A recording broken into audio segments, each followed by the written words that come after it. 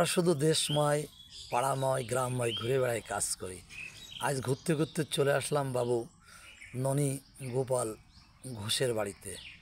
উনি সিংহেশ্বরপুর শতবর্ষী কেপি মাধ্যমিক বিদ্যালয়ের 1960 সালের ম্যাট্রিকুলেশন ছাত্র ছিলেন। ওনার একটা বর্ণাঢ্য জীবন। উনি শিক্ষক। উনি সমাজকে দিয়েছেন অনেক কিছু, সমাজে প্রচুর আলো ছড়িয়েছেন। এখন নিজেই এখনও আলো ছড়াচ্ছেন, এখনও ঘুরে ঘুরে বেড়ান।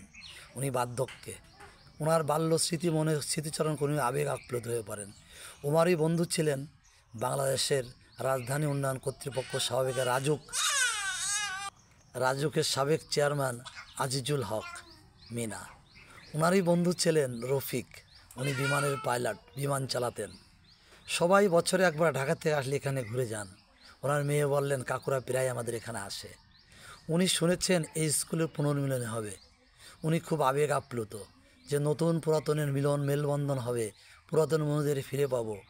এই জন্য উনি বললেন, আমি কিছু বলতে চাই। কাকু, আমাদের একটু বলেন, আপনার এই স্কুল তো পুনর্মিলন হবে, এই সম্বন্ধে কিছু বলেন তো। স্যার, একটু বলেন আপনি। আমি বলবো? হ্যাঁ, জি জি জি।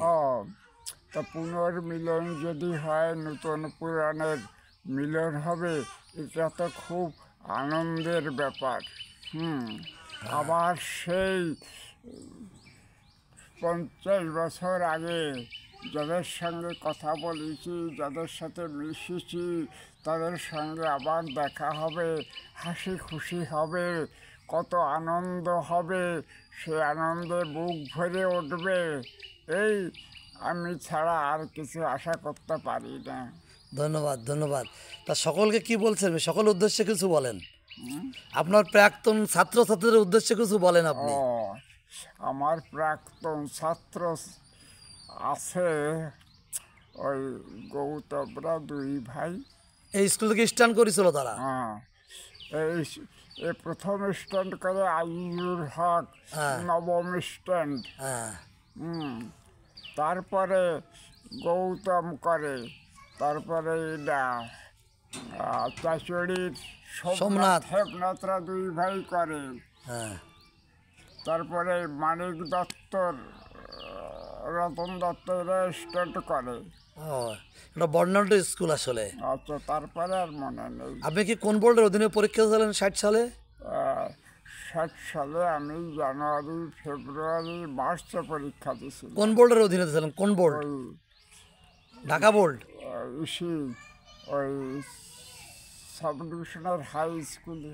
হ্যাঁ, কিন্তু বোর্ড আছেন ঢাকা বোর্ড ছিল, তাই তো? হ্যাঁ, ঢাকা বোর্ড। ঢাকা বোর্ড। আপনি ঢাকা বোর্ডের লাস্ট ব্যাচ।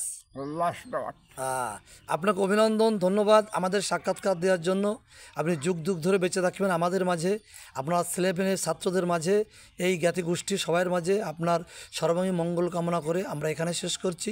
ভালো থাকবেন ননীবাবুরা, ভালো থাকবেন। খুদা হাফেজ।